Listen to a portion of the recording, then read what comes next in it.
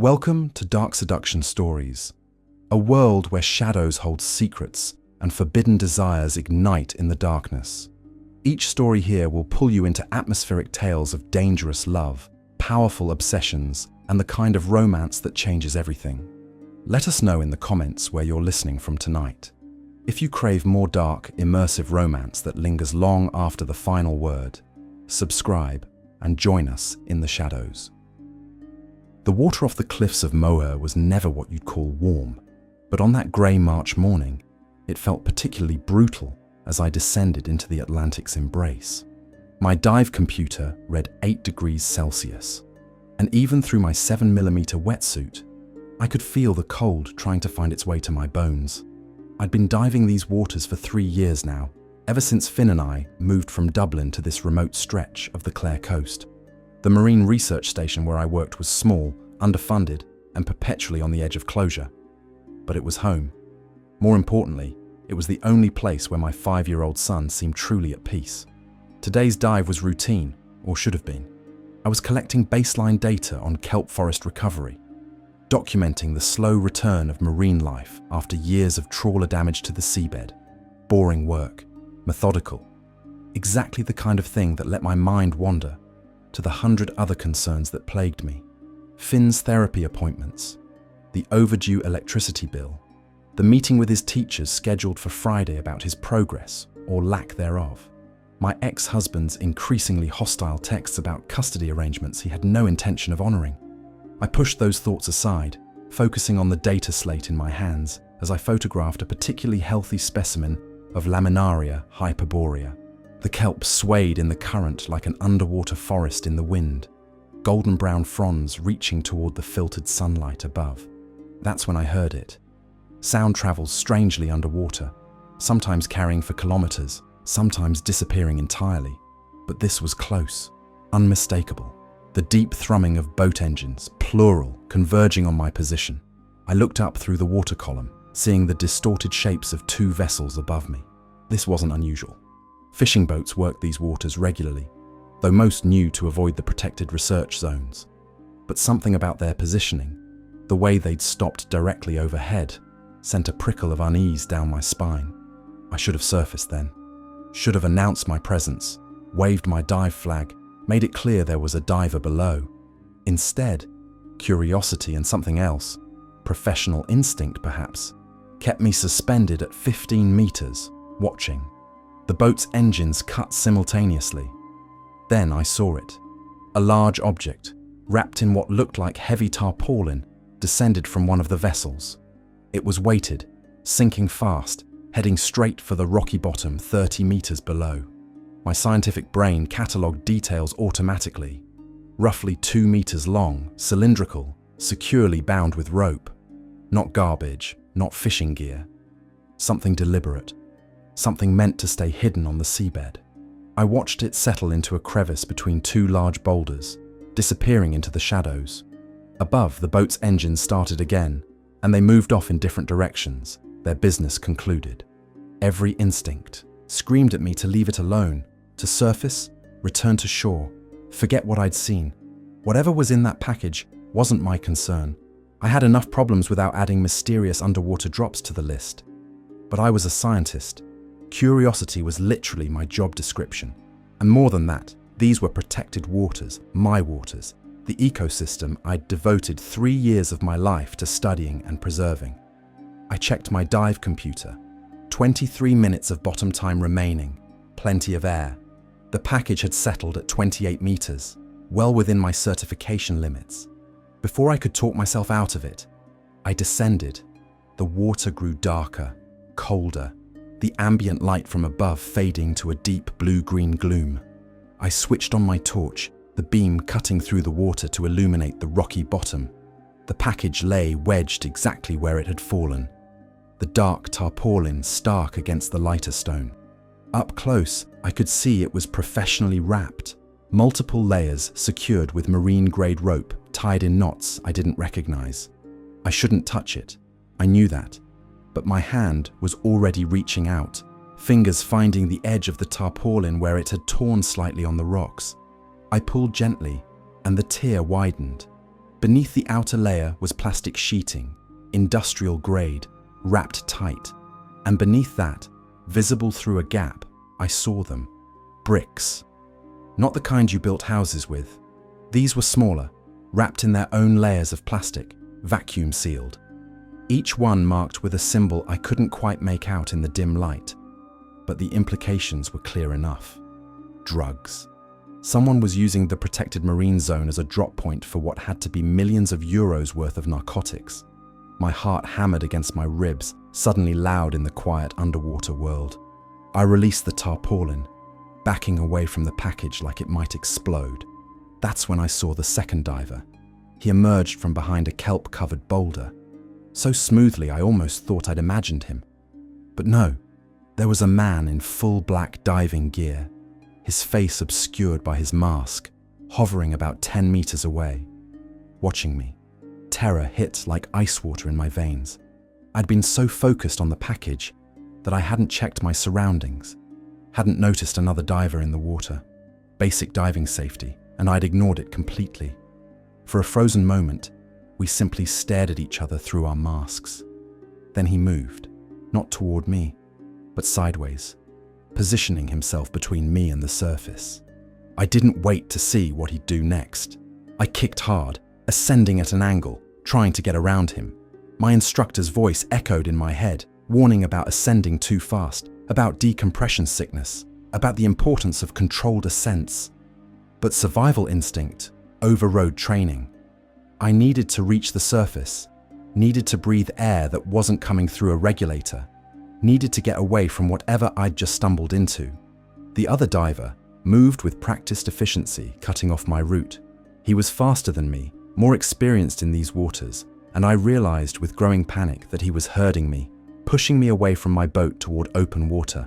My air supply was getting low, the gauge reading red. In my panic, I'd been breathing too fast, consuming oxygen at 3 times my normal rate. Then his hand closed around my ankle.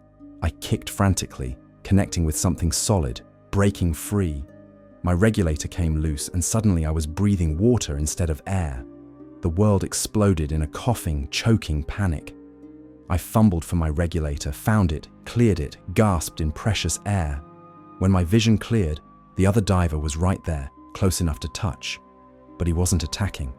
He was holding out his hands, palms forward, the universal diving signal for calm down. His eyes, visible through his mask, were in startling shade of grey-blue. They held mine steadily, and I saw something there that wasn't quite threat. Warning, perhaps. Assessment. He pointed up, then to himself, then to me. The message was clear. We were both going to surface, together, slowly. I nodded, having little choice. My air was nearly gone, and panic ascending would only give me the bends. We rose together, maintaining the proper rate, his presence beside me both threatening and oddly steadying. He kept one hand near my BC, ready to grab if I tried to bolt again. We broke the surface together, and I yanked the regulator from my mouth, gasping in the cold March air. Rain had started while I was under, and the surface was choppy, waves slapping against my face. My boat, I started, turning to locate the small research vessel I'd anchored 50 meters away. Is being collected, the man said, his voice deep and absolutely calm despite the situation. He had an Irish accent, but educated, refined. You'll be coming with us instead. I looked around wildly and saw them. 2 boats, the same ones that had made the drop, converging on our position. One of them was towing my research vessel, which someone had apparently boarded while I was underwater. "Who the hell are you?" I demanded, treading water, my mind racing through impossible scenarios. "Someone you shouldn't have found," he replied, and began swimming toward the nearest boat with strong, efficient strokes. I could have tried to swim the other direction, could have attempted to make it to shore, though it was at least 2 kilometers away, and hypothermia would get me long before land did. Instead, I followed him, because what choice did I have? Hands reached down to haul me aboard the larger vessel, rough but not violent. 2 men, both weather-worn and silent, who stripped my tank and BC with professional efficiency before wrapping a blanket around my shoulders. The grey-eyed diver surfaced beside the boat, and climbed aboard with athletic ease, shedding his gear. Without the mask, I could see his face properly. He was younger than I'd expected, perhaps 40, with dark hair plastered to his skull and sharp features that would have been handsome if they weren't currently set in an expression of controlled displeasure. There was something military in his bearing, the way he moved, the authority he projected without saying a word. "Take us to the house," he said to one of the men, "and secure her boat at the private dock." "I have a son," I blurted out, the words escaping before I could think better of them. "He's 5. He'll be expecting me home from the dive by 3. If I'm not there." "What's his name?" the man asked, those grey-blue eyes fixed on me. "Finn," I whispered. "His name is Finn."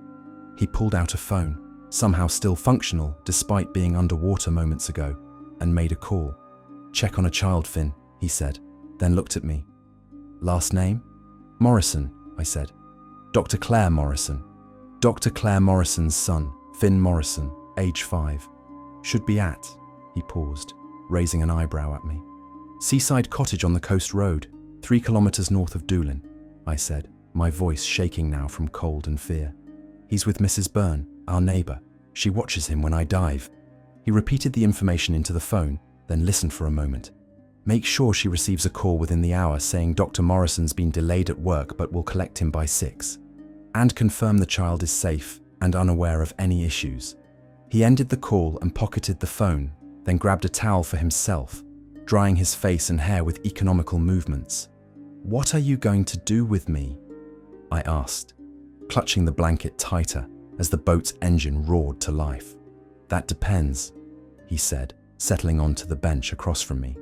"On what you saw, what you did with that information, and whether you're capable of making intelligent decisions." "I didn't see anything," I lied, the words automatic.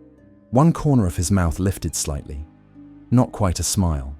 "Dr. Morrison, you spent approximately 4 minutes examining something you absolutely did see, and you have a waterproof camera attached to your BC that likely captured images. Let's not insult each other's intelligence." I closed my eyes briefly. The camera. I'd forgotten about the automatic research camera that photographed everything during my dives. "I didn't transmit anything," I said, opening my eyes to meet his steady gaze. "The images are on the camera's memory card. That's it. And your dive log, your research notes, paper logbook in my boat," I admitted. But I hadn't written up today's observations yet. He nodded slowly, processing this. "Who knows you were diving this location today?" "Just Mrs. Byrne, and only that I was diving somewhere along the coast. I don't give her specifics. My supervisor at the research station knows my general area, but I was working independently today. No one's expecting a report until Monday." "Lucky," he said, though whether for me or for him remained unclear. The boat rounded, a headland, revealing a coastline I didn't recognize. We must have traveled several kilometers while I was focused on my interrogator. Ahead, I could see a large stone house set back from a private cove, surrounded by windswept trees and high stone walls. "Where are we?" I asked. "Somewhere safe to have a conversation," he replied, standing as the boat approached a sturdy wooden dock. As we tied up, and he helped me onto the dock, his hand firm but not painful around my arm, I caught sight of my research vessel secured at the far end. They'd brought it here intact, which suggested I might actually live through this encounter. The house was beautiful in a stark, weathered way, all grey stone and tall windows facing the sea. Inside, it was surprisingly warm and well-appointed, with modern furniture that contrasted with the historic architecture. He led me through a hallway to what appeared to be a study, lined with books and dominated by a large desk with multiple computer monitors. One of them showed a live feed of the cove and dock, another displayed what looked like marine charts. "Sit," he said, indicating a leather chair. "I'll get us both something dry to wear and some tea. Then we'll discuss your situation." "My situation?"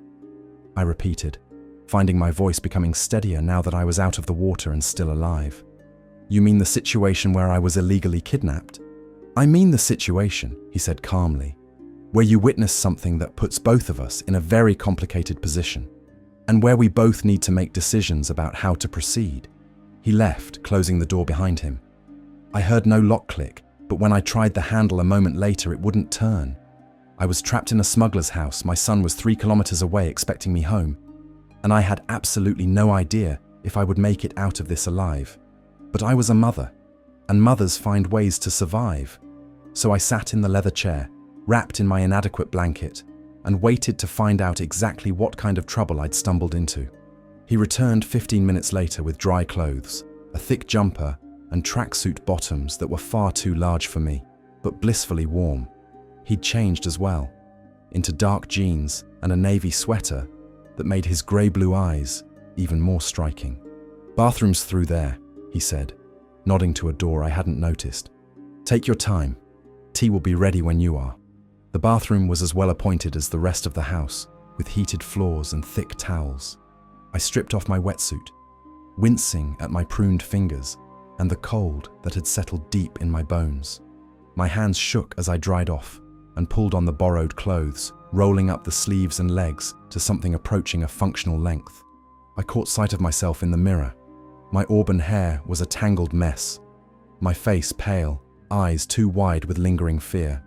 I looked exactly like what I was, a 32-year-old single mother who'd stumbled into something far beyond her depth.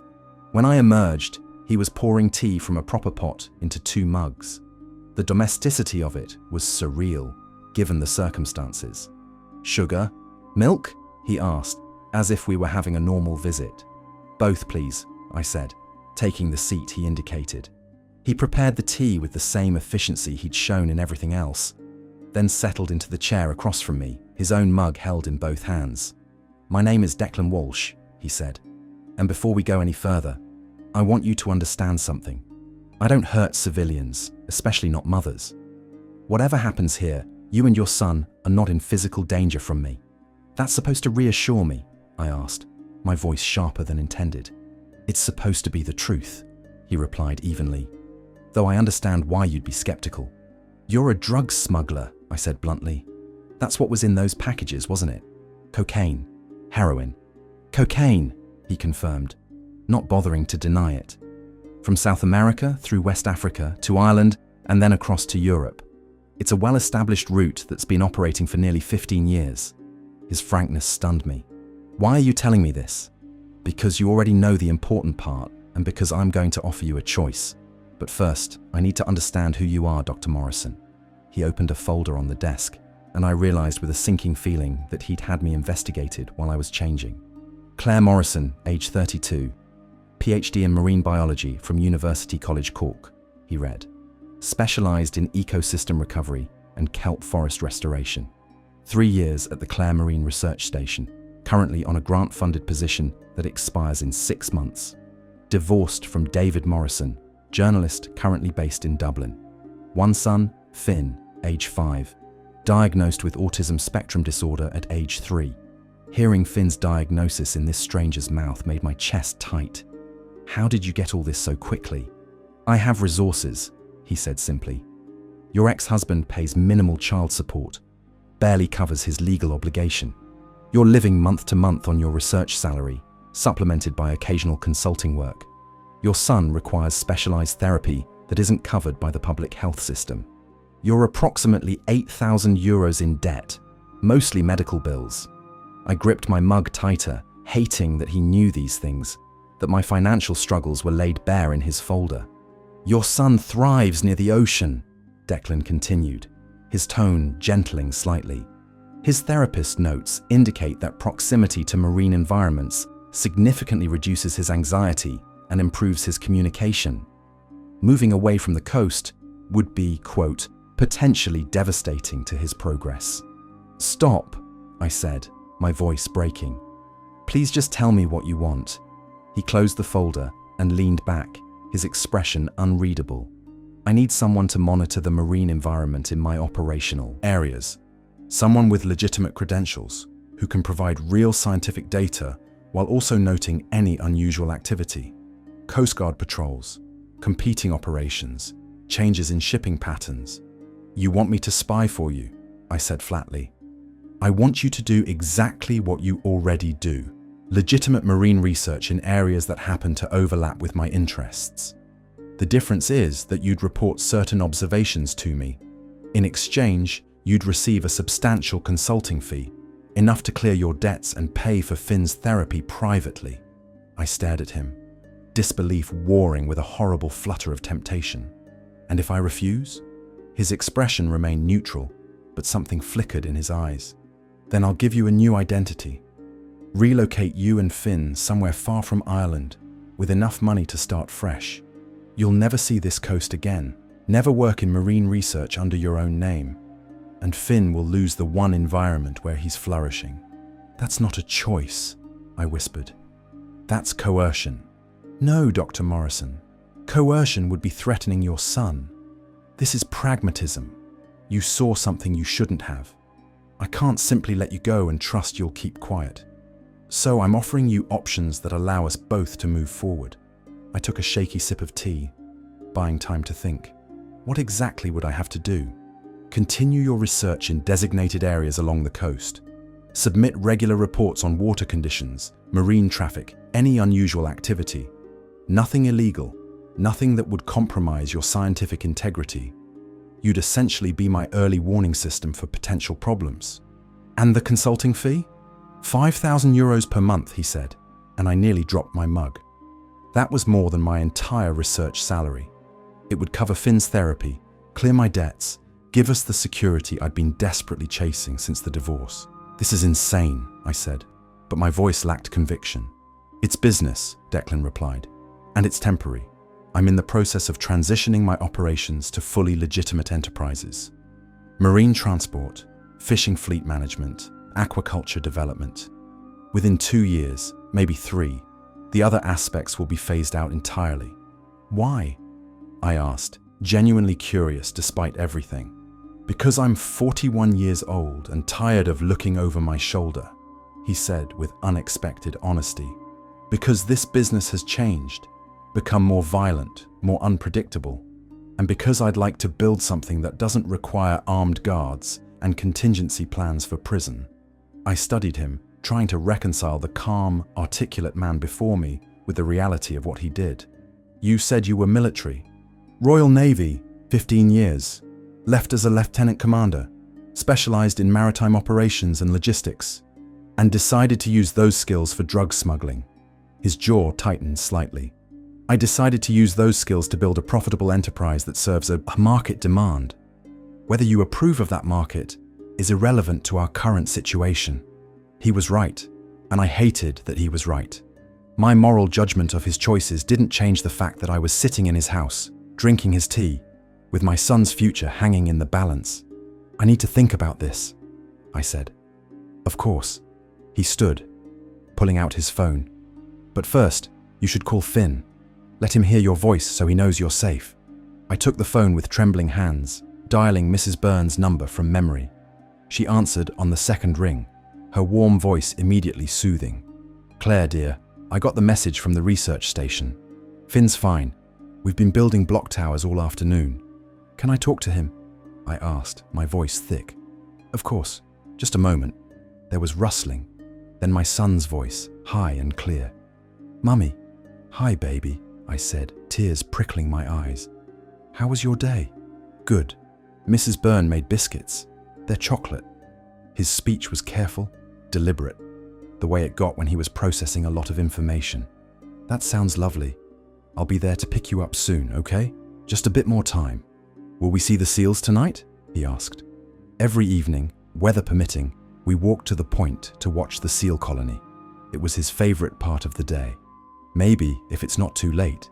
If not tonight, tomorrow for sure. Okay. A pause. I love you, Mummy. I love you too, sweetheart. So much. After I hung up, I wiped my eyes roughly, not wanting Declan to see me cry. But when I looked at him, his expression had softened in a way that made him look almost human. He sounds like a good lad, Declan said quietly. He is, I replied fiercely. He's brilliant and sweet, and he deserves better than a mother who gets tangled up with criminals. He deserves a mother who does whatever it takes to protect him, Declan corrected. That's what you're doing, Dr. Morrison, making hard choices in impossible circumstances. I met his eyes, those grey-blue depths that seemed to see too much. If I agree to this, I need guarantees. Finn's safety is non-negotiable, and I won't do anything that directly facilitates drug distribution. I'll provide environmental and traffic data, but I won't be a mule. I won't transport anything, and I won't lie to law enforcement if directly questioned. Agreed, he said immediately. You'll never be asked to handle product or interact with that side of the business. Your role is purely observational and advisory. As for law enforcement, my hope is you'll never be in a position where they're asking questions. And when your operation is fully legitimate, what happens to me then? You continue your research with a generous private grant from Walsh Marine Enterprises, no strings attached. Or you move on to another position with excellent references and a healthy bank account. Your choice entirely. It sounded too good to be true, which meant it probably was. But what were my alternatives? Refuse and uproot Finn from the only place where he'd found peace? Go to the police and hope they could protect us from whoever else was involved in Declan's operation? I need time, I said again. You have until tomorrow morning, Declan replied, standing. I'll have someone drive you home now. Your boat and equipment will be delivered tonight. The camera's memory card has been removed, but otherwise everything is intact. And if I try to run? I asked, needing to know the boundaries of this cage he was building. I'll know before you've finished packing, he said matter-of-factly. But I don't think you'll run, Dr. Morrison. You're too pragmatic for that. You'll weigh the options, consider Finn's needs, and make the choice that gives him the best chance at a good life. He was right, and I hated him for knowing it. The drive back to Doolin was silent, conducted by one of the weather-worn men from the boat. He said nothing, just drove carefully through the darkening evening until we reached Seaside Cottage. Mrs. Byrne had Finn ready, his coat on. Mr. Floppy, his stuffed seal, clutched in one hand. His face lit up when he saw me, and he ran into my arms with the uninhibited affection that made every struggle worth it. Mummy, can we see seals now? Maybe tomorrow, love. It's getting dark. His face fell, and I braced for the meltdown that changes in routine could trigger. But then he looked at the sky, at the fading light, and nodded slowly. Dark means bedtime, he said carefully. Seals sleep at bedtime too. That's right, clever boy, I said, squeezing him tight. After thanking Mrs. Byrne and getting Finn settled at home, I went through our evening routine on autopilot. Dinner, bath, stories. Finn sensed my distraction but didn't comment, just held Mr. Floppy tighter and asked for an extra story. When he finally slept, I stood in his doorway, watching the gentle rise and fall of his chest. The nightlight cast soft shadows across his face, making him look even younger than 5. What would David say if he knew what I was considering? My ex-husband, the crusading journalist who'd built his career exposing corruption. He'd be horrified, probably threatened to take Finn away, though he'd never actually followed through on any of his custody threats. But David wasn't here. David sent his minimal child support payment and called once a month, and that was the extent of his involvement in his son's life. He'd moved on, remarried, started a new family that didn't include a child with special needs who required patience and routine and unconditional acceptance. I was the one who sat through therapy sessions, who learned about sensory processing and communication strategies. I was the one who'd discovered that Finn became calm near the ocean, that the rhythmic sound of waves soothed him like nothing else could. And I was the one who now had to decide whether to become complicit in criminal activity, to keep him in the environment where he thrived. My phone buzzed with a text from an unknown number. Your equipment has been delivered to your dock. Take the night to think. I'll call at 9 tomorrow morning for your answer. DW. I checked outside and found my research boat tied securely to our small dock, exactly as he'd promised. Everything appeared intact except for the missing memory card from my camera. That night, I lay awake, running through scenarios. I could go to the police, tell them everything. But what did I actually know? A man named Declan Walsh had shown me packages underwater and offered me money. Without the photos, without concrete evidence, it would be my word against his. And if he was as well connected as he seemed, going to the authorities might just paint a target on our backs. I could run, take Finn and disappear. But where? My family was small, scattered. I had no resources for new identities, no contacts in that world. And Finn needed stability, needed his routines and his familiar places. Or I could accept Declan's offer, continue my research, provide environmental data that was scientifically valuable regardless of his ulterior motives, and use the money to give Finn the therapies and support he needed. Was I really considering this? Was I actually contemplating becoming involved, however peripherally, in drug smuggling? But then I thought of Finn's face when he watched the seals, the pure joy that transformed him. I thought of his progress over the past 3 years, how he'd gone from barely speaking to forming full sentences, how the ocean had become his therapy in ways no clinic could match. And I knew, with a sick certainty, what my answer would be. When Declan called at precisely 9 the next morning, Finn was eating breakfast and watching the boats in the harbour through our kitchen window. I stepped onto the porch, pulling my cardigan tight against the morning chill. "Dr. Morrison." Declan's voice was calm, professional. "Have you reached a decision?" "Yes," I said, my voice steadier than I felt. "But I have conditions. I'm listening. First, you never come to my home or approach my son. All contact goes through me, on my terms. Second, I want a contract, something in writing that protects me legally if this goes wrong. Third, I want proof that you're actually transitioning to legitimate business. Plans, timelines, something concrete. All acceptable," he said without hesitation. "Anything else?" "Yes." I took a deep breath. "I want to understand what I'm getting into. Not the details of your operation, but the scope. How big is this?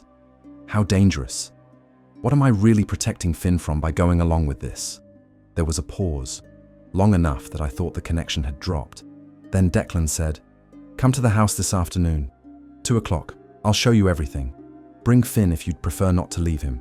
My property is secure, and I have a housekeeper who's excellent with children." "I don't think—" "Dr. Morrison," he interrupted gently. "If we're going to work together, you need to trust that I meant what I said. Your son is not in danger from me. He never will be. Bring him.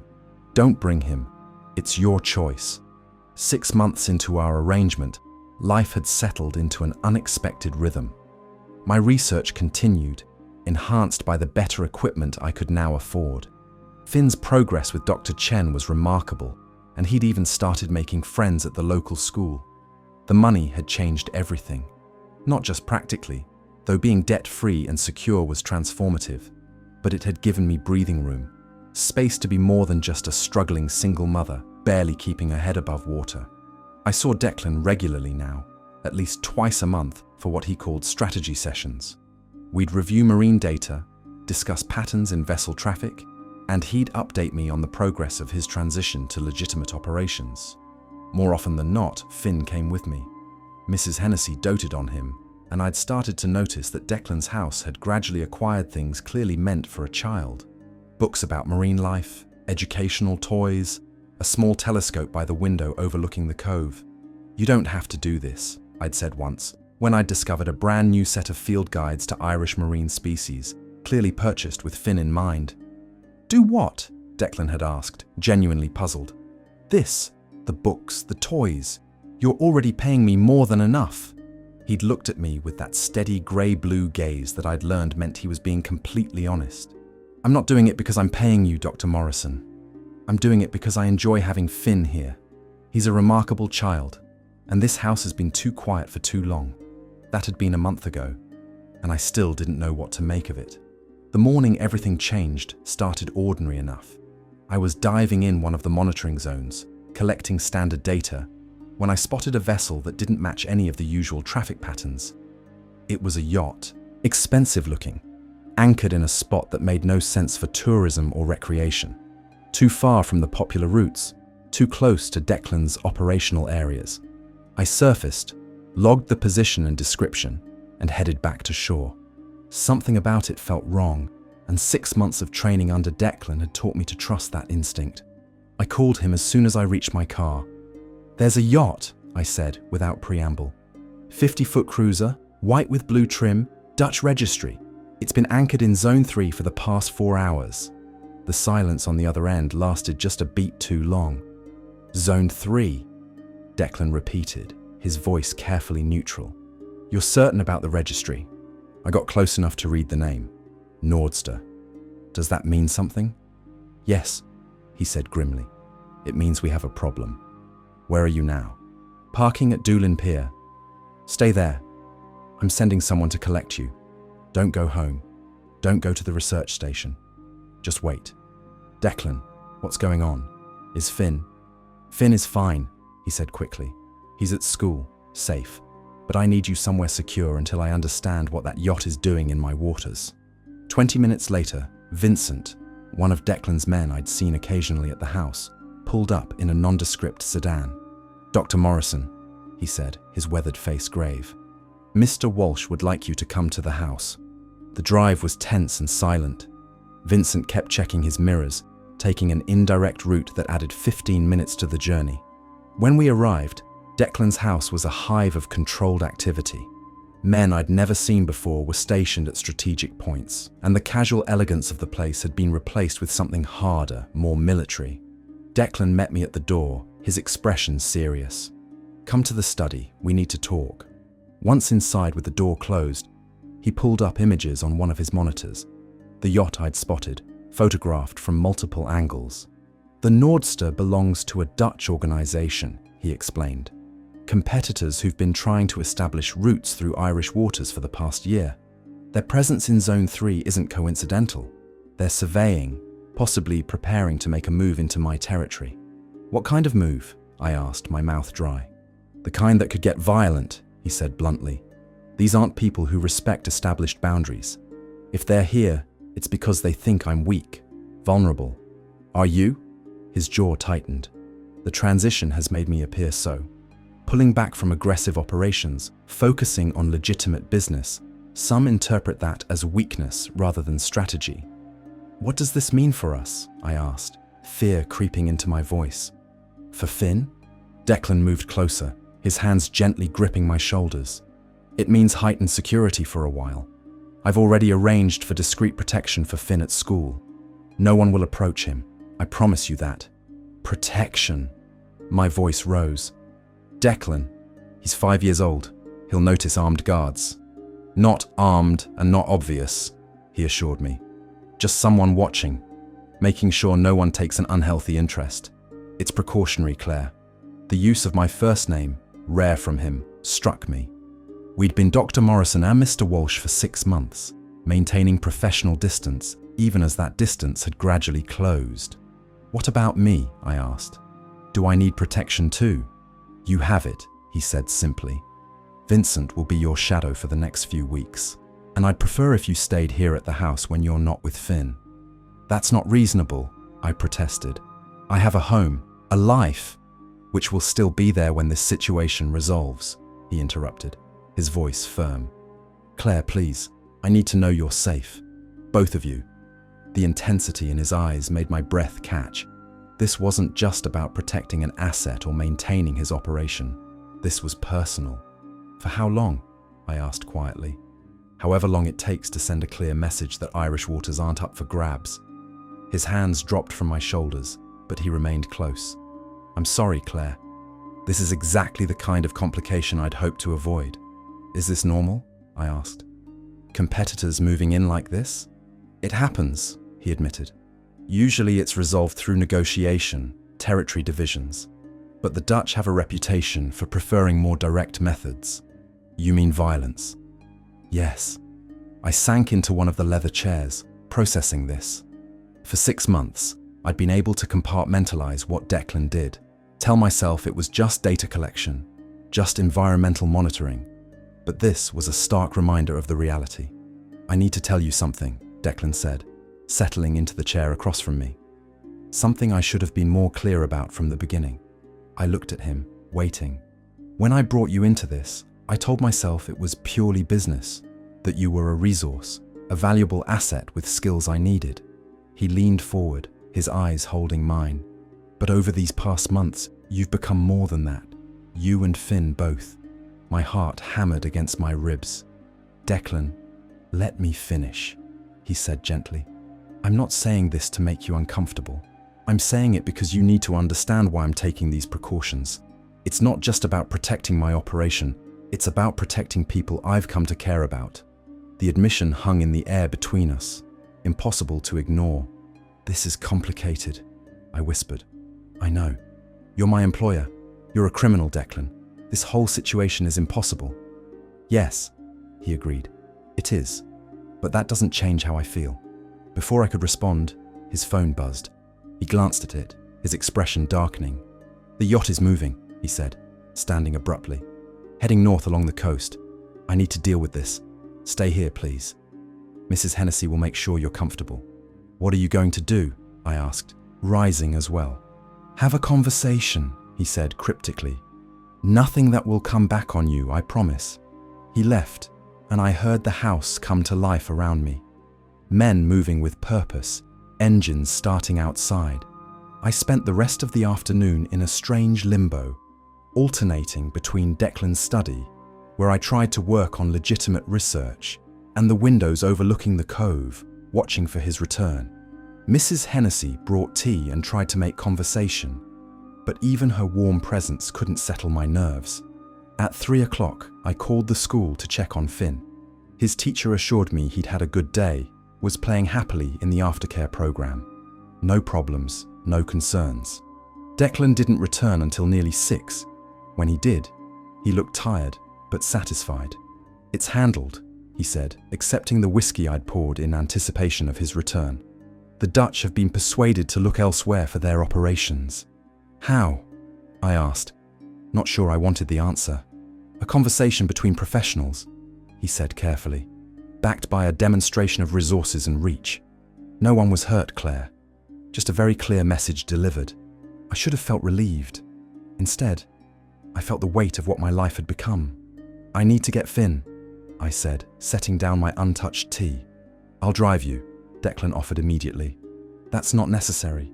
Claire, his voice was soft but firm. Please, let me do this.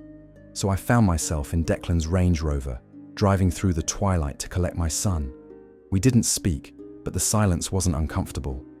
Finn was delighted to see us both, launching into an excited description of the hermit crab they'd studied in class. On the drive back, Declan engaged him in conversation about crustaceans with the same serious attention he gave to business discussions. Can we have dinner at your house, Mr. Declan? Finn asked as we approached the turn to our cottage. Mrs. Hennessy said she'd teach me about moon snails. Declan glanced at me, asking permission with his eyes. I should have said no. Should have maintained boundaries, kept our lives separate. But Finn was happy, and I was tired, and the idea of going back to our empty cottage felt wrong. If it's not too much trouble, I heard myself say.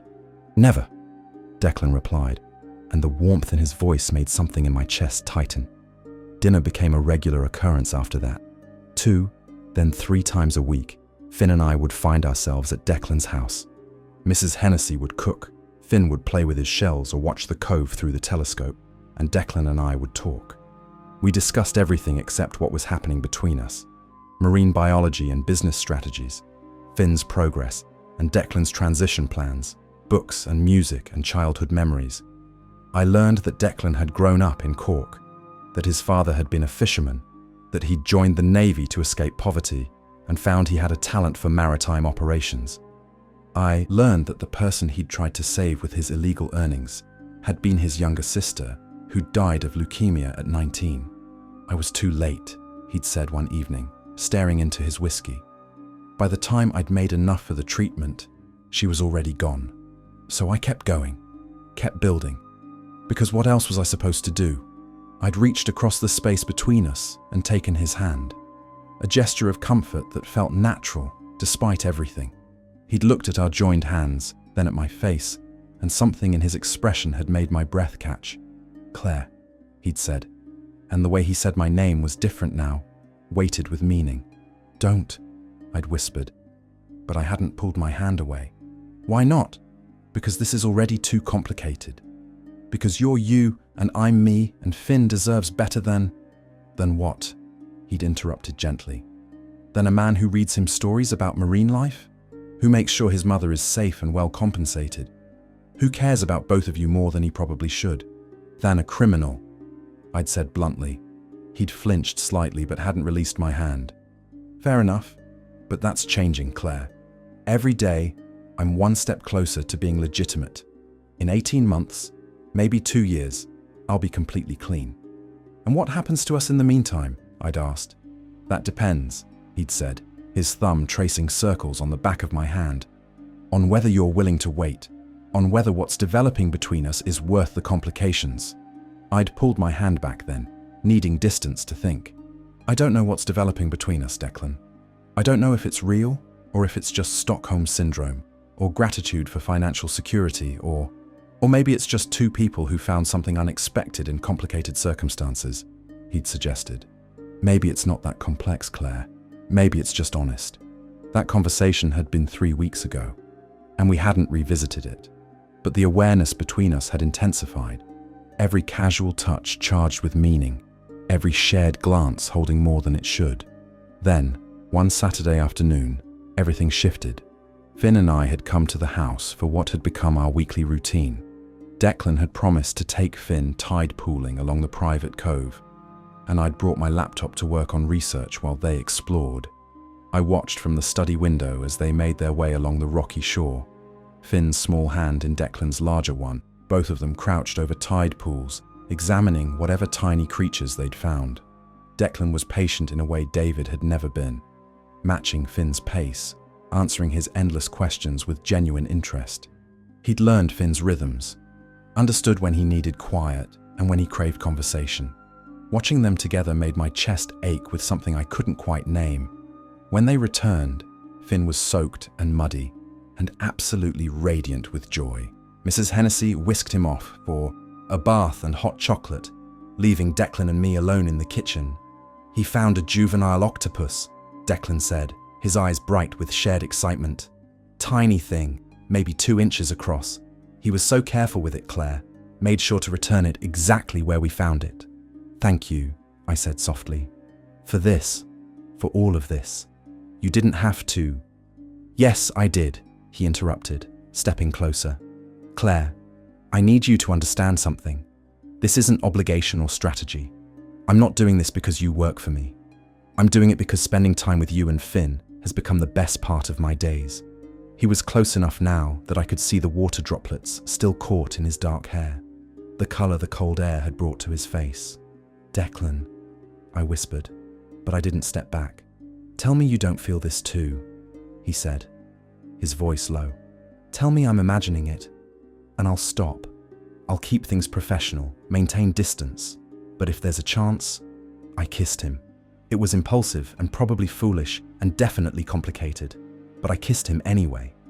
His arms came around me immediately, pulling me closer, and the kiss deepened into something that felt inevitable, like the tide coming in. When we finally broke apart, both breathing hard, he rested his forehead against mine. I've wanted to do that for months, he admitted. Me too, I confessed. Even though I shouldn't, even though this is complicated, he finished. Yes, I know, but maybe some complications are worth it. From upstairs, we heard Finn's laughter and Mrs. Hennessy's warm response. What do we tell him? I asked, suddenly uncertain. Nothing yet, Declan said, his hands gentle on my face. We figure this out first, make sure it's real and sustainable. Then, if it is, we talk to him together. 18 months later, I stood on the deck of the newly christened research vessel, watching the autumn sun paint the Atlantic in shades of copper and gold. The boat was a beauty, purpose-built for marine research, funded by Walsh Marine Enterprises, and bearing Finn's chosen name, painted in elegant letters, the Wandering Seal. So much had changed since that March morning, when I'd stumbled onto something I shouldn't have seen. And yet, standing here now, it felt less like stumbling, and more like finding my way home. Dr. Morrison! One of my research assistants called from below deck. The equipment check is complete. We're ready for tomorrow's survey. I smiled at the title.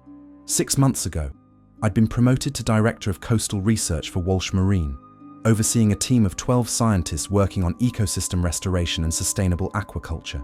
It was legitimate work, important work, and it carried none of the moral weight that had haunted me during those first complicated months. Because Declan had done it. He'd actually done what he'd promised. The transition hadn't been smooth or simple. There had been tense negotiations, territorial disputes with other organizations, and one particularly frightening week when a rival had made threats that required police involvement. But Declan had navigated it all with the same strategic mind that had made him successful in the first place, only now applied to legitimate maritime enterprises. Walsh Marine Enterprises now operated a fishing fleet, 3 aquaculture facilities, and a marine transport company that was quickly becoming one of the most respected in Ireland. The research division, my division, provided environmental consulting and ecosystem monitoring for coastal development projects. Every cent was clean. Every operation was legal. Declan had made sure of it. "Mum!" Finn's voice carried across the deck, and I turned to see him racing toward me, his 7-year-old legs eating up the distance. "Declan says we can go see the dolphins now." Behind him, moving with that same efficient grace I'd first noticed underwater, came the man who turned my life upside down and then patiently helped me build something better from the pieces. Declan looked different than he had that first day. The tension that had lived in his shoulders had eased, replaced by something steadier, more grounded. He wore his success in legitimate business with the same quiet confidence he'd brought to everything else. "If your mother approves," Declan said, reaching us and dropping a casual hand to Finn's shoulder. "She is the marine biology expert, after all."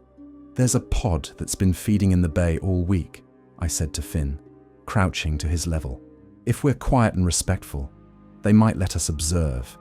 "I'll be so quiet," Finn promised solemnly, his green eyes, so like mine, shining with anticipation. "Quieter than a sleeping hermit crab." Declan's mouth twitched with suppressed laughter, and our eyes met over Finn's head, sharing one of those moments of perfect understanding that had become common between us. The 3 of us took the smaller boat, one of the fleet's recreational vessels, and motored slowly into the bay. Finn sat between Declan and me, his binoculars clutched in both hands, scanning the water with the focused intensity he brought to everything involving marine life. His progress over the past 18 months had been remarkable. The private therapy that Declan's money had funded, combined with his natural affinity for the ocean, had helped him flourish. He still had his challenges, still needed routine and patience, but he was thriving in ways I'd hardly dared hope for. And having Declan in his life had been transformative. It had taken time for us to tell Finn about our relationship. 3 months of stolen kisses and careful navigation, making sure what we had was solid before involving him. When we finally sat down with him, Finn had listened with his characteristic seriousness, processing the information that Declan and I cared about each other, that Declan wanted to be part of our family. Then he'd asked, in his careful, deliberate way, "Will you still take me tide pooling?" Declan had laughed, relief evident in his voice. "Every week, lad, for as long as you want."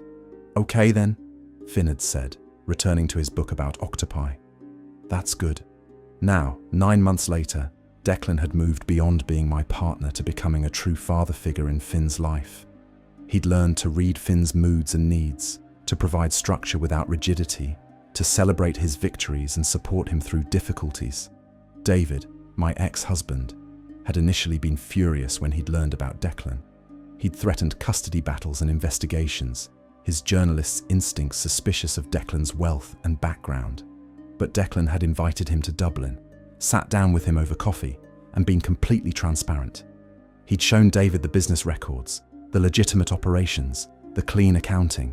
He'd been honest about his past, but firm about his present and future. "I'm not trying to replace you," Declan had said, according to what David had later told me. "But I'm not going anywhere either. I love your son, and I love his mother. We can do this with your cooperation or without it, but it would be better for Finn if we could find a way to work together."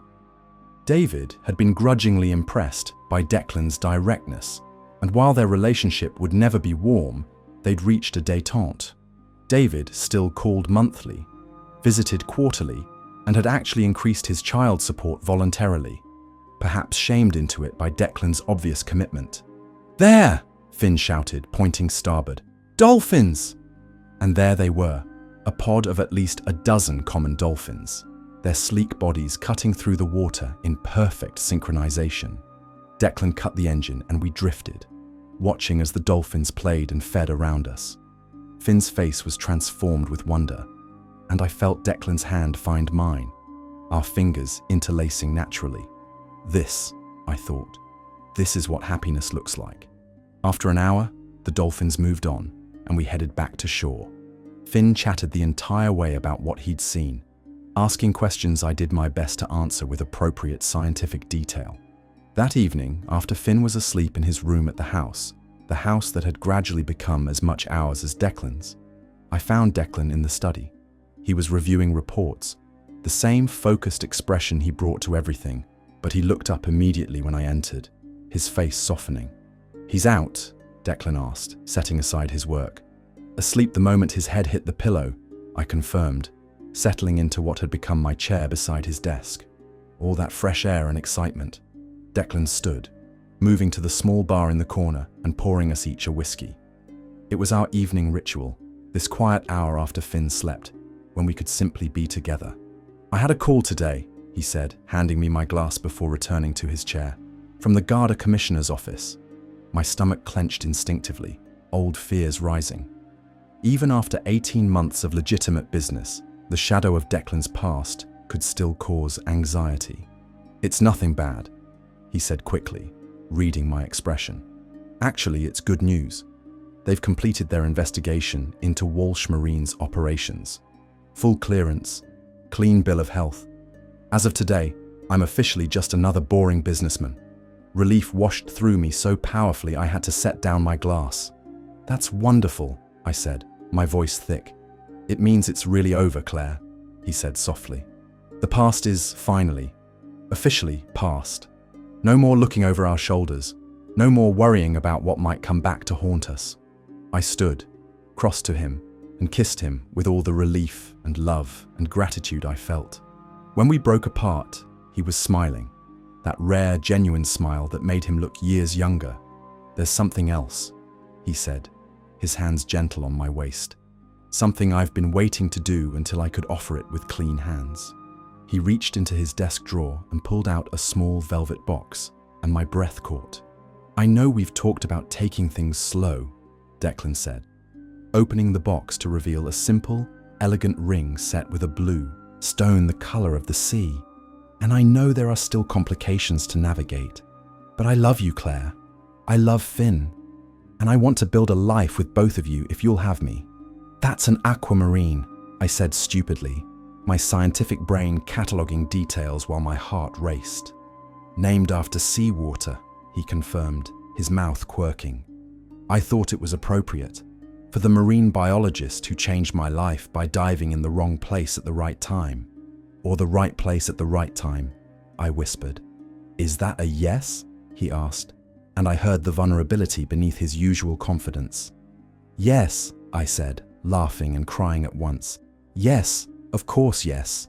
He slid the ring onto my finger, and it fit perfectly, catching the lamplight like sunlight through water. We kissed again, deeper this time, with the kind of passion that had been building between us for months, but now carried no guilt.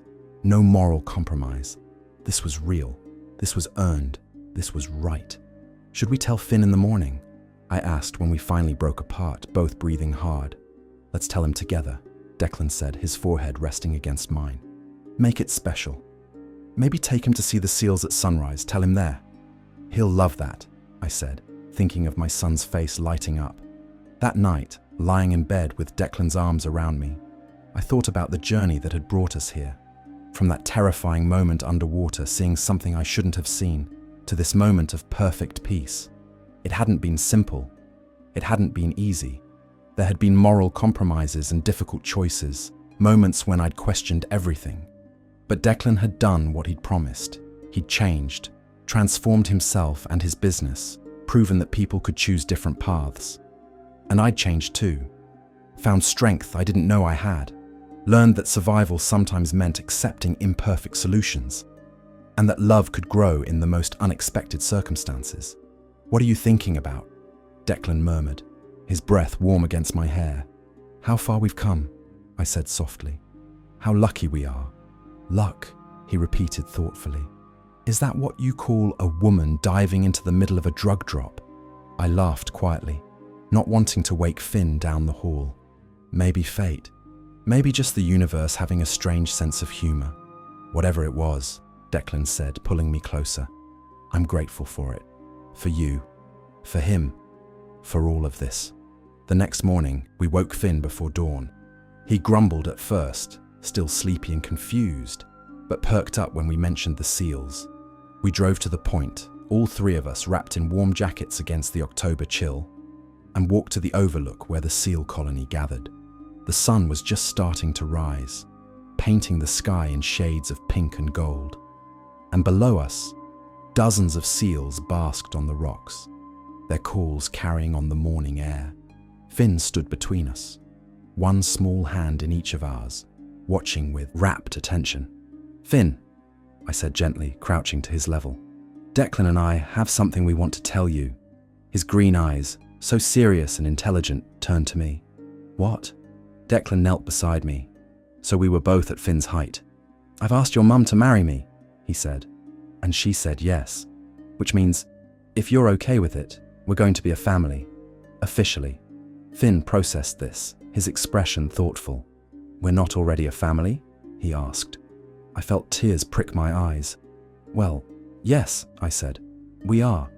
But this makes it official, legal. Will you still be Declan? Finn asked him. Or will I have to call you Dad? You can call me whatever you're comfortable with, Declan said gently. Declan is fine.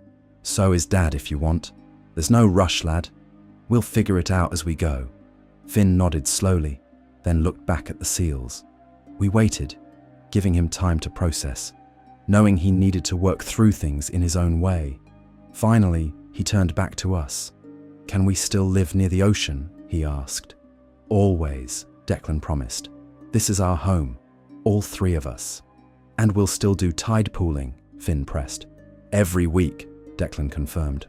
Okay then, Finn said, that same matter-of-fact tone he'd used the first time we'd told him about our relationship.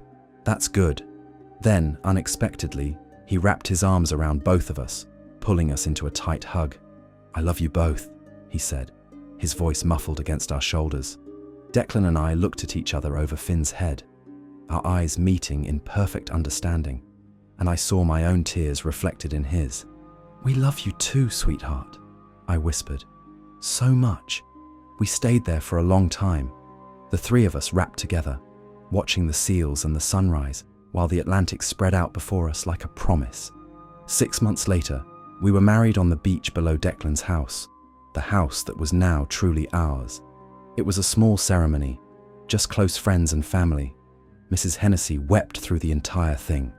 Vincent, who'd become more friend than employee, served as Declan's best man. My research team attended, along with Finn's therapist, Dr. Chen, who'd become a family friend. Even David came, standing awkwardly with his new wife, but genuine in his congratulations, and Finn, our ring bearer, performed his duties with solemn precision, then spent the reception showing anyone who'd listen his collection of shells and his newest marine biology book. As the sun set and guests mingled, Declan pulled me aside to the edge of the water, away from the celebration. Happy? He asked, his arm around my waist, both of us watching Finn play with other children near the tide pools. Incredibly, I said, leaning into his warmth. You? More than I ever thought possible, he admitted. There were days in that old life when I thought this kind of happiness was for other people, not for someone like me. You earned this, Declan, I said firmly. You made hard choices and followed. You changed your life completely. We changed it together, he corrected gently. I couldn't have done it without you, Claire. You gave me a reason to want something better. Finn ran up to us then, his trousers rolled up and soaked despite our warnings, his face glowing with joy. There's a huge crab by the rocks, he announced. Come see. Declan and I exchanged a glance, then followed our son, still in our wedding clothes, down to the tide pools to admire whatever creature he'd discovered. This was our life now. Tide pools and research vessels, marine conservation and family dinners, Finn's progress and Declan's legitimate empire, and love that had grown from the most unlikely beginning. That night, After the guests had left and Finn was asleep, exhausted from excitement, Declan and I stood on the deck, looking out at the dark Atlantic. "Do you ever think about that day?" I asked. "The day I found the drop?" "All the time," he admitted. "I think about how close I came to making a different choice. If I'd been more ruthless, less willing to take a risk on something unconventional, I would have lost you before I ever knew you. And I think about how terrified I was," I said softly. "How certain I was that I'd made a terrible mistake. How wrong I was about what you could become. Not what I could become," Declan corrected, turning me to face him. "What we could become, together." He kissed me then, slow and deep, and I tasted salt air and possibility and home. When we finally broke apart, both of us smiling, I looked out at the water where it had all begun. "You know what the strangest part is?" I said quietly. "What's that?" "I wouldn't change it," I admitted. "Not the fear, not the uncertainty, not even those first terrifying moments underwater. Because all of it led here, to this life, to us."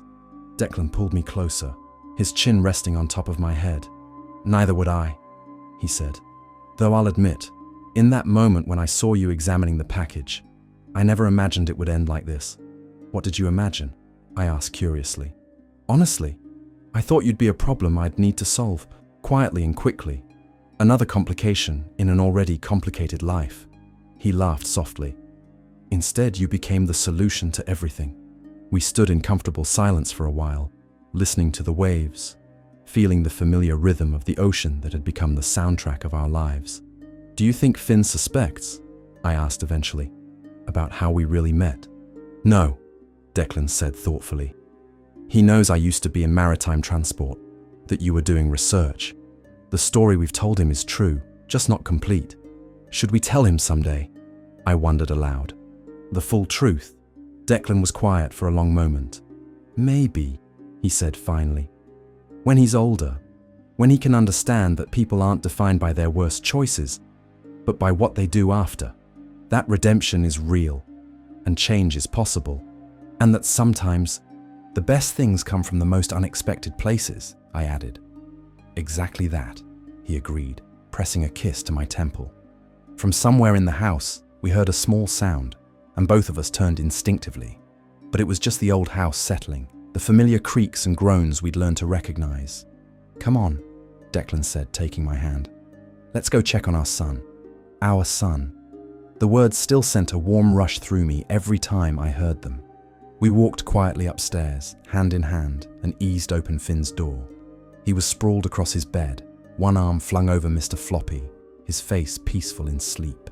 The ocean projection night light cast gentle waves across the ceiling, and his room smelled faintly of salt air and the lavender Mrs. Hennessy always put in his laundry. Declan adjusted the blanket over him, his movements tender, and I felt my heart swell watching them. This man, who'd started as a threat, had become the best father Finn could have asked for. We backed out quietly, closing the door to just a crack, and made our way to our own room. As I got ready for bed, I caught sight of my reflection in the mirror. I looked different than I had 2 years ago, happier, more settled, more confident. The worry lines that had etched themselves between my brows had softened, replaced by laugh lines around my eyes. "What?" Declan asked, catching me staring at myself. "Just thinking about how much everything's changed," I said. "How much I've changed." He came up behind me, wrapping his arms around my waist, meeting my eyes in the mirror. "You were always this strong," he said softly. "You just needed the space to remember it. And the money to afford therapy and rent," I added with a slight smile. "That helped too," he admitted, his own smile reflected back at me. We stood there for a moment, looking at our reflection, this unlikely couple who'd built something real and lasting from the most improbable beginning. Later, lying in bed in the darkness, I listened to Declan's breathing slow and deepen as he fell asleep. But I stayed awake a while longer, thinking about everything that had brought us to this moment. That cold March morning felt like a lifetime ago. The terrified woman who'd descended into those waters wouldn't recognize the life I was living now. I'd gone into the ocean that day looking for kelp recovery data and stumbled into a different kind of transformation entirely. Declan had offered me a devil's bargain, and I'd taken it because I'd had no choice. Or so I'd told myself. But somewhere along the way, it had stopped being a bargain and started being something else entirely. A partnership, a friendship, a love. He'd kept every promise he'd made. The money, yes, but more than that. The safety, the transition to legitimacy, the respect for my boundaries, the genuine care for Finn. And I'd kept my promises too. I'd provided the data he'd needed, had helped him navigate the maritime world from a scientific perspective, had been there through the difficult transition. But at some point, we'd stopped keeping score. I smiled in the darkness, thinking about tomorrow. We'd take Finn out on the Wandering Seal again, continue my research, have dinner with Mrs. Hennessy's legendary fish stew, and watch the sunset from our deck. It was an ordinary life, built on an extraordinary foundation, and it was absolutely perfect. I turned on my side, curling into Declan's warmth, and let the sound of the ocean lull me to sleep. Outside, the Atlantic rolled on as it always had, keeping its secrets, holding its mysteries, vast and eternal and utterly indifferent to the small human dramas played out along its shores. But for us, it had been everything. The beginning, the middle, and now this. This beautiful, imperfect, hard-won happily ever after.